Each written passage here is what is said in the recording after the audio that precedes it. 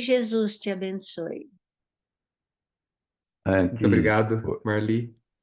antes, porém, eu pediria permissão para apresentar o Edgar.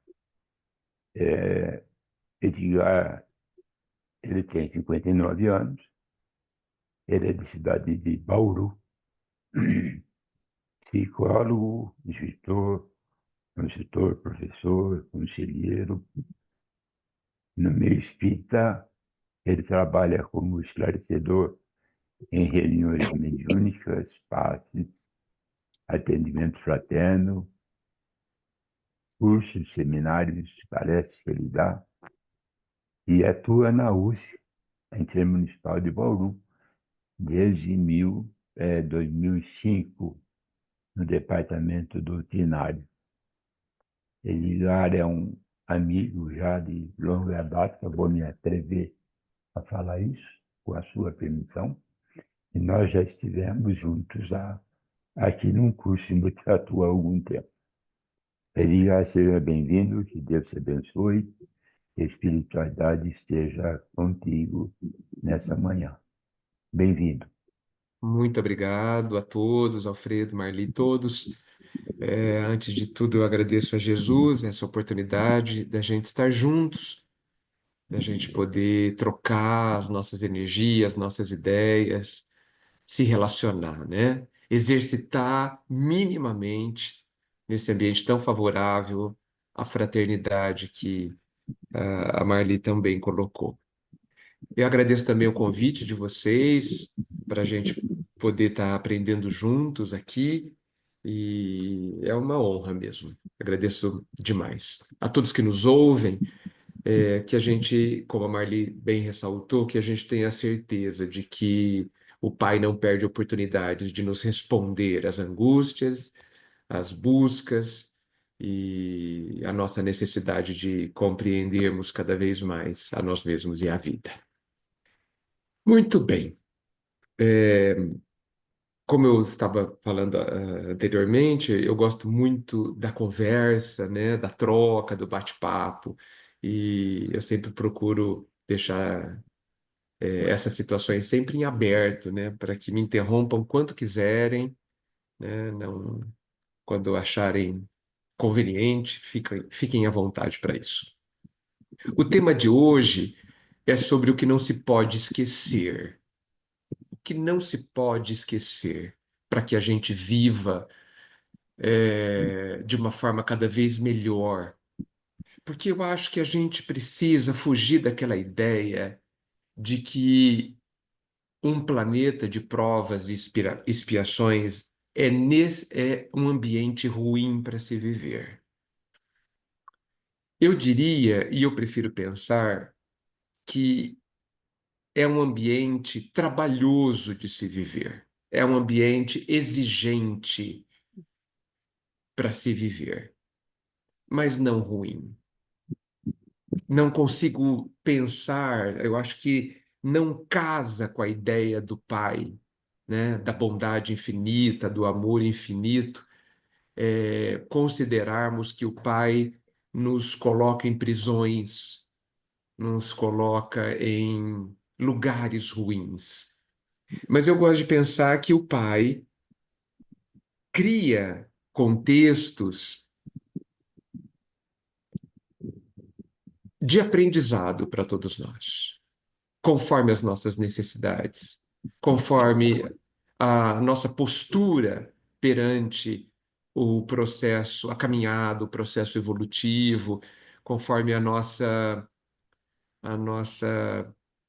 o nosso nível mesmo de entendimento sobre as coisas. E entendo que hoje, para todos nós, a nossa necessidade nos trouxe até aqui.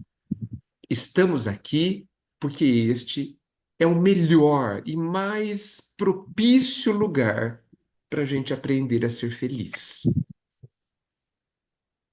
Eu não vejo motivos para não pensar dessa forma, né? Até me interesso muito pela opinião de todos sobre esta forma de ver o contexto que a gente vive, né? E se vocês quiserem, agora ou depois, gostaria muito de saber o que que vocês acham desta ideia que eu acabei de dizer, que o contexto que a gente vive, cada um de nós vive num contexto específico. Apesar de todos vivermos dentro da Terra, do planeta Terra, cada um de nós tem uma vida extremamente particular. Tem demandas, exigências, necessidades e um contexto, né, muito particular. Cada um vive o seu mundo, né? Vive com o conjunto de pessoas, vive com um conjunto de exigências da vida exterior e também da vida interior, que é muito específico para cada um. Esse contexto, no meu entendimento, ele é o melhor contexto possível, o melhor contexto voltado às nossas necessidades de aprendizado em direção à felicidade. Por quê? Penso assim. Porque entendo que o Pai e que Jesus, como mestre, cria essas condições as melhores possíveis para que a gente caminhe na direção de uma paz interior, de uma felicidade possível neste planeta, que não é pouco, como pensam. Não é porque a gente, muitas vezes, ao ler lá no Livro dos Espíritos de que a felicidade plena, completa, não é possível nesse planeta, a gente pensa, e eu acho erroneamente, que a felicidade possível aqui seja pequena ou não exista. Eu não penso assim. Falar de felicidade completa, como Kardec pergunta aos espíritos, é falar de uma felicidade absoluta, completa, total, absoluta. Aqui não é possível, como é a resposta dos espíritos. Mas quem disse que a felicidade possível não é gigantesca? Quem disse que a felicidade possível para nós não é muito além daquela que a gente tem conseguido aproveitar e construir? Então, nós vivemos num planeta classificado como de provas e expiações, e podemos, no meu entendimento, de forma racional, no meu entendimento, verificar que há muita felicidade disponível para cada um de nós, porque ela depende do que a gente está construindo, da forma como a gente enxerga esse contexto, e este lugar onde vivemos é magnífico, porque ele foi integralmente preparado para atender às nossas mais profundas necessidades. Necessidades verdadeiras, eu me refiro. Não às necessidades ilusórias que a gente inventa e alimenta, né? E que estas, sim, nos causam sofrimento, porque essas, muitas vezes, não vamos ter. E, infelizmente, muitas vezes, vamos ter. Muito bem. Quando eu penso no que não se pode esquecer, eu penso em apenas três coisas que me parecem absolutamente fundamentais. Três coisas que a gente não pode esquecer vivendo nesse contexto. Estando nesse nível evolutivo, e talvez eu possa dizer em qualquer nível evolutivo, essas três coisas não podem ser esquecidas. Estas três coisas que eu vou citar estão na base da doutrina espírita, estão lá nos princípios da doutrina, e que penso eu que a maioria de nós espíritas, na nossa ânsia de tudo aprender com rapidez, né? É, hipnotizados por esta tendência da nossa sociedade de que tudo tem que ser rápido, tudo tem que ser veloz, de que tudo tem que ser imediato, a gente perde profundidade, né? E não se demora nos ensinamentos que a gente recebe, especialmente da doutrina, para de fato entender, para de fato compreender muitas e mais camadas de cada um dos ensinamentos. Então, eu penso que a gente passa pelos princípios da doutrina e pelos pontos essenciais do Cristo de forma muito rápida, muito veloz, acreditando que a gente entendeu. Isso é um perigo, no meu entendimento. Acreditar que a gente entendeu a profundidade do Cristo e da resposta dos espíritos a Kardec, eu acho que é uma ousadia da nossa parte. Fruto, certamente, da nossa ignorância clássica, né? E tão antiga. A gente pensa que entendeu. E aí fecha as portas com essa conclusão a novos e a reais entendimentos. E eu não estou aqui dizendo que entendi. Não. Eu estou dizendo que eu tenho certeza de que devo ter entendido uma camada finíssima, extremamente superficial das coisas que estudo. Certeza disso. E estou dizendo que todos nós, quer dizer, desculpa a generalização, que a maioria de nós entende pouco, entende poucas camadas do que existe na grandeza da obra espírita. O que me refiro? O que que eu entendo que a gente não pode esquecer? Primeira coisa, eu entendo que a gente não pode esquecer a nossa origem. Todo mundo sabe a nossa origem. Todos. Nós sabemos que somos filhos de Deus. Mas eu percebo, entendo e vejo que a gente não entende bem o que seja isso. Que a gente não vive conforme alguém que tenha o entendimento do que significa ser filho do Criador.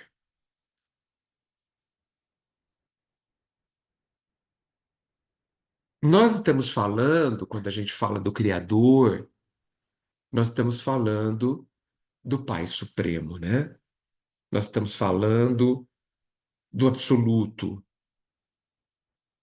E aí, eu me recordo das reflexões de Kardec a respeito das características de um Deus para que seja Deus, né? Soberanamente bom, onipresente, onisciente,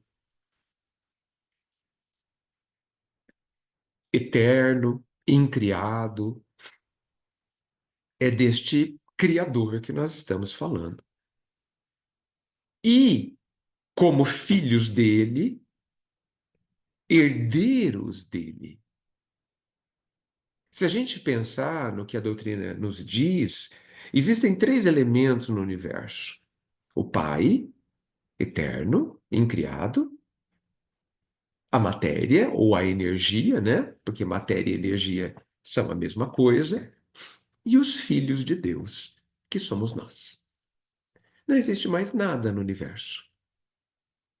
Em todo o universo, não existe mais nada. E se a gente pensar um pouquinho, a gente vai perceber que dos três elementos do universo, apenas a matéria é temporária, vamos dizer assim, na sua forma, né? A Terra um dia desaparecerá. O universo material, como a gente conhece, um dia desaparecerá, mesmo que isso demore muito tempo. O Pai não desaparecerá. Nós não desapareceremos.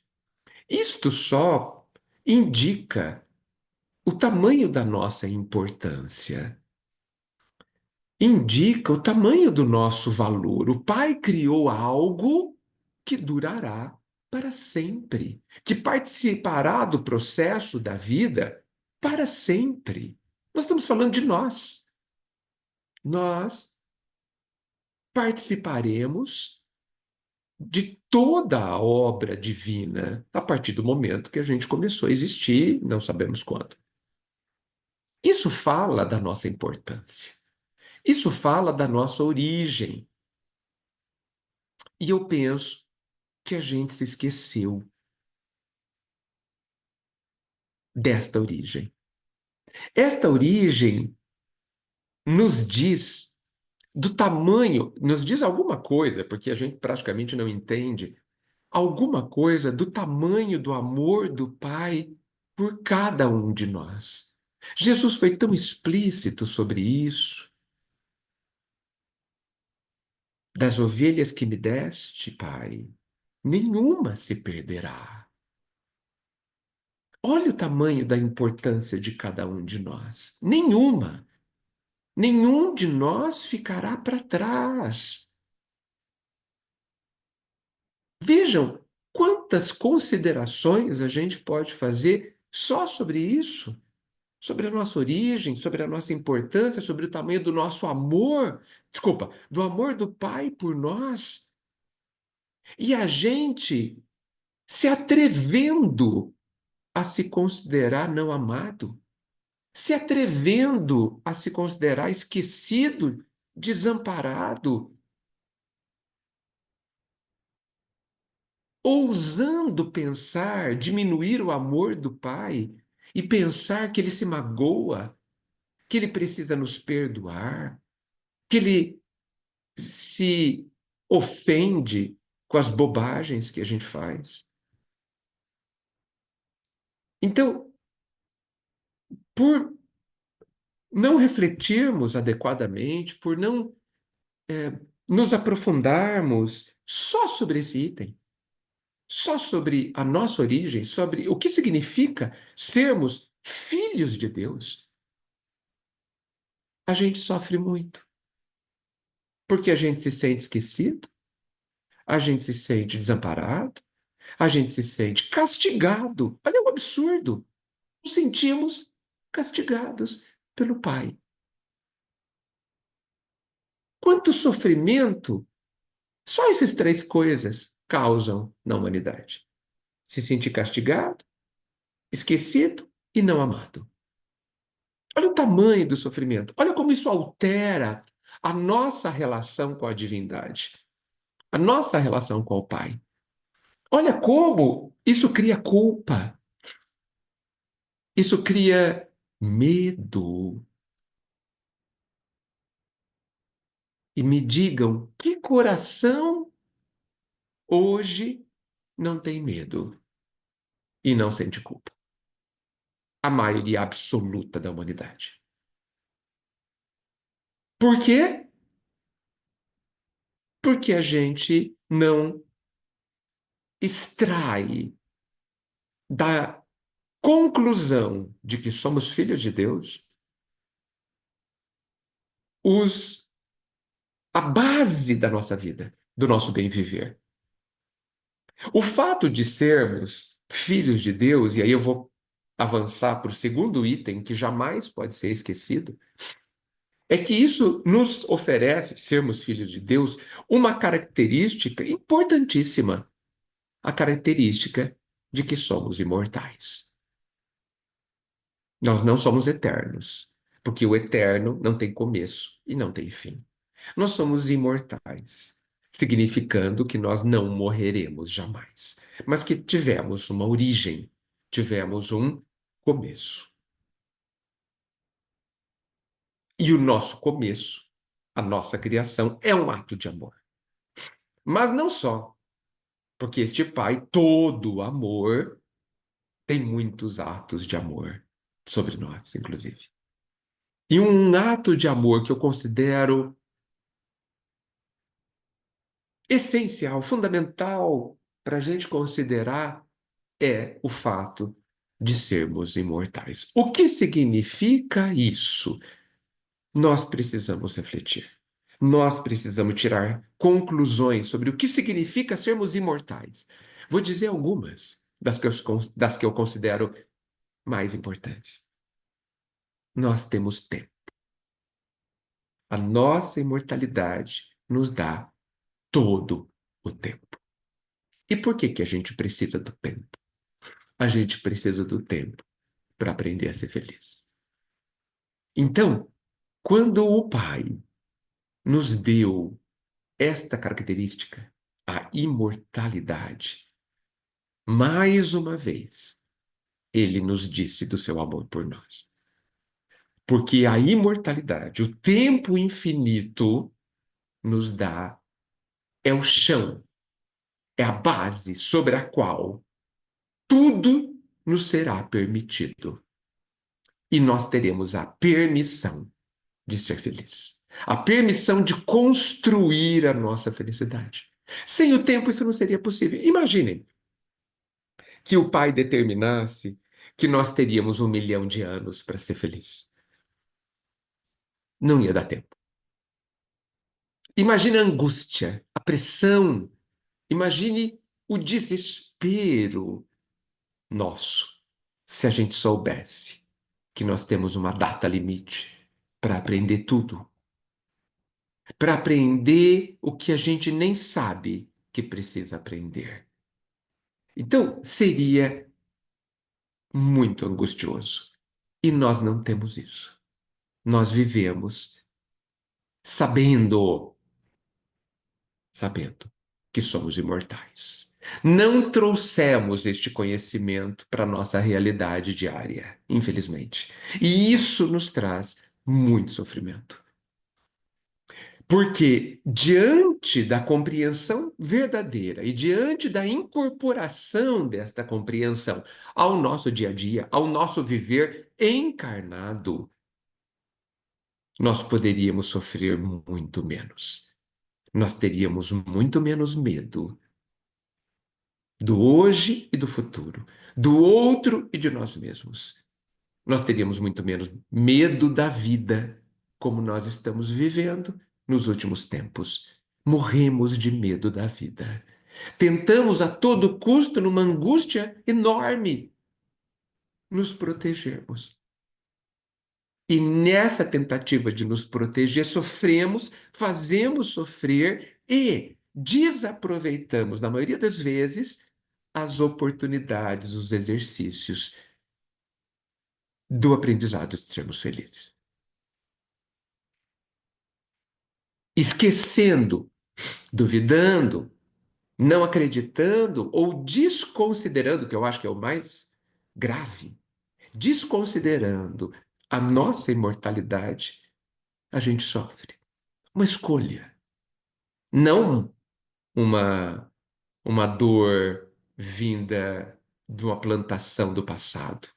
Não uma reação a uma ação desequilibrada e desarmoniosa do passado. Não. Apenas um sofrimento causado pela nossa atual forma de pensar, pela nossa atual escolha de tratarmos tudo com imensa superficialidade, de não pararmos de fato para refletir sobre o tesouro que está em nossas mãos, chamado Espiritismo. Nós somos aqueles que morremos de fome ao lado da mesa do banquete. O banquete foi servido pelo Mestre. Foi ampliado por Kardec e está colocado à mesa.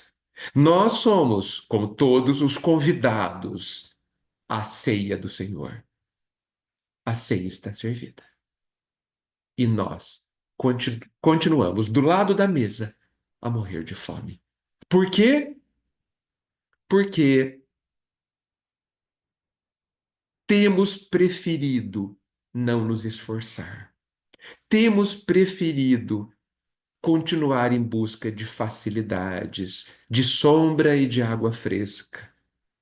Temos preferido priorizar o conforto sobre todos os aspectos. Eu nem digo apenas o conforto material, mas o conforto de não nos aproximar da dor do outro, o conforto de ignorarmos a própria dor como se ela não existisse ou fosse deixar de existir, o conforto da ilusão, um conforto amargo que temos escolhido viver, trazendo como consequência a angústia do medo, a angústia de nos sentirmos sós, de nos sentirmos desprotegidos, de nos sentirmos desamparados.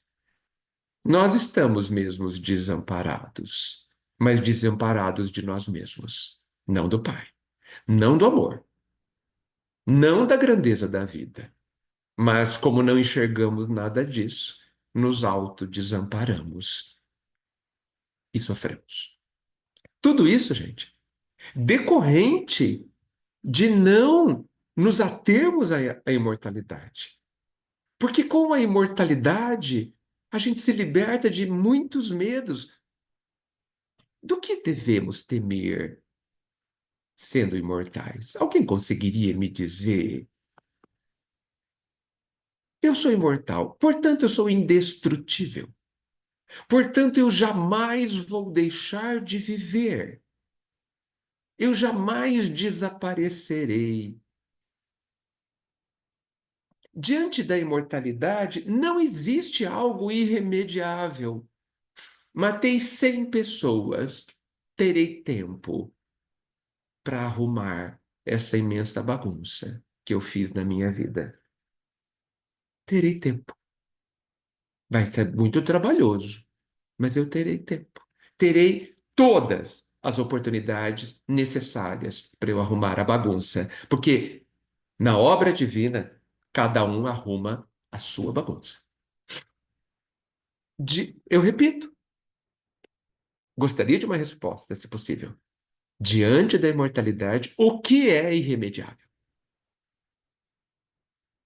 Diante da imortalidade, mata a morte. Destrói a morte, gente. Para que ela deixe de ser o castigo que a gente pensa que ela é. E isso é tão forte dentro de nós que se a gente tivesse o inimigo, a gente desejaria a morte a ele. Que estranho desejar a um inimigo a libertação, o prêmio de voltar para casa.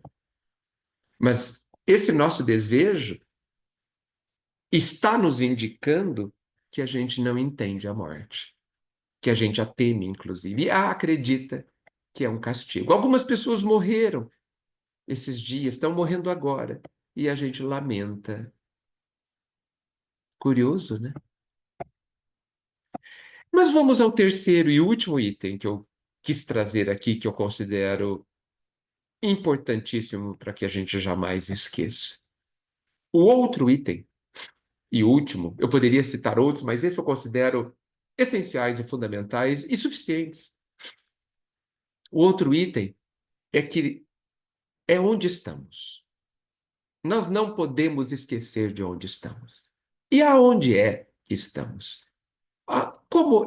Onde estamos? No nosso ambiente, no nosso contexto real, imersos, mergulhados no amor do Pai. É aí que vivemos. Este é o lugar real que vivemos. Nós não vivemos exatamente no planeta Terra, ou somente, melhor dizendo, no planeta Terra. A gente não vive somente na nossa casa de pedra. A gente não vive somente na nossa família, no nosso contexto profissional. A gente não vive exclusivamente encarnado. Acima de tudo, e como questão mais importante em relação ao ambiente, aonde estamos, nós estamos imersos no amor do Pai. É aí que vivemos. Mas não enxergamos assim. Talvez seja normal não enxergarmos assim. O peixe também não sabe que vive dentro d'água. A ave também não sabe que vive dentro da atmosfera. Nós também, pelo menos por enquanto, não sabemos, não percebemos que vivemos submersos no amor do Pai. como se vivêssemos num oceano de amor e fôssemos os peixes deste oceano. Isso também é muito significativo, ou seja, tem um significado. E isso também precisa ser refletido, porque isso traz consequências, isso traz desdobramentos e nos permite tirar conclusões extremamente consoladoras. Nós vivemos submersos no amor do Pai. O que eu posso pensar sobre isso? Eu posso pensar que não é possível estar distante do Senhor. Não é possível. E não sou eu que diz, é Paulo. Nada do que o homem possa fazer pode separá-lo do amor de Deus. Nada. Olha lá Jesus dizendo que ele e o Pai são um. Claro que essa frase de Jesus tem amplos significados, porque fala da integração consciente e conquistada de Jesus junto ao Pai. Não é o nosso caso. Nós não temos essa integração. Mas, numa camada inicial, essa frase de Jesus também significa que não há separações entre o Criador e a criatura, entre o Pai e o Filho. Ele que está em toda parte, porque é onipresente, está também em nossas vidas. Está também na criatura. Nós temos uma partícula divina dentro de nós. Esse Pai vive em mim, vive em cada um de nós. Mas, ao mesmo tempo que vive dentro de nós, nós também estamos submersos nele.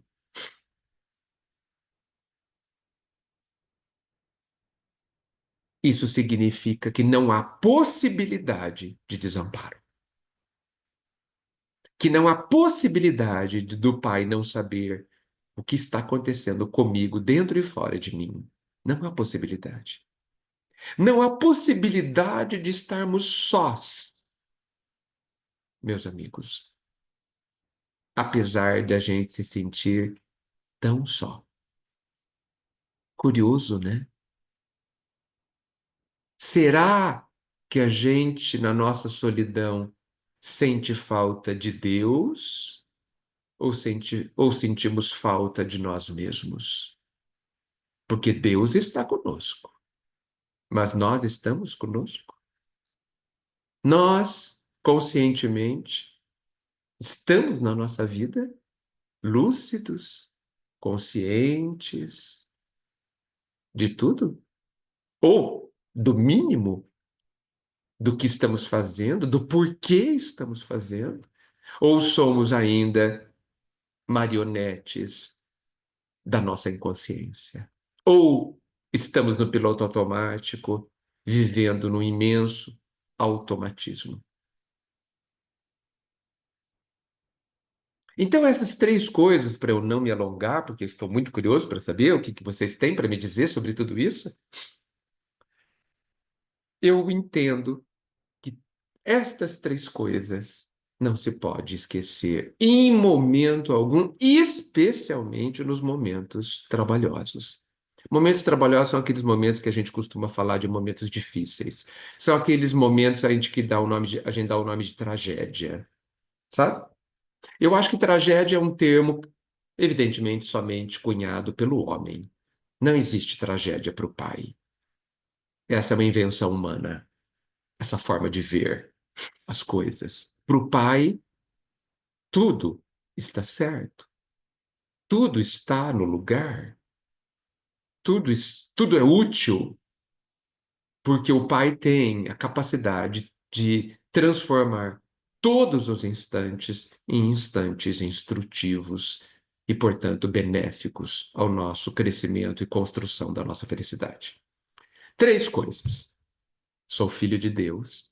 E muitas vezes as outras duas coisas, acho que talvez sejam até decorrentes dessa, né? Essa é tão importante, por isso que eu coloquei a primeira, a nossa origem. Somos filhos de Deus. A nossa característica, somos imortais. O nosso contexto, onde estamos, no amor do Pai. Daí a gente consegue derivar, a gente consegue extrapolar, concluir 1000 questões profundamente consoladoras, profundamente fortalecedoras, nos trazendo um entendimento extremamente suave, mas não menos poderoso, sobre a nossa vida. E ela se torna mais clara e muito mais leve de ser vivida.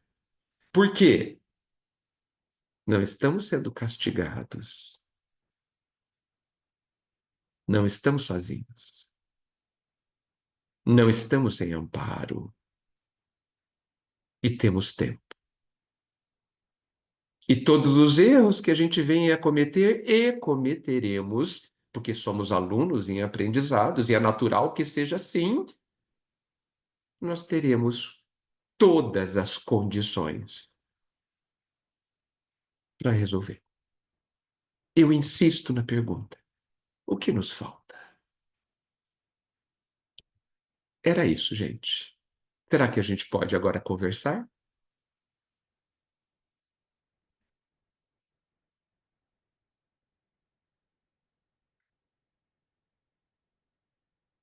O que me dizem?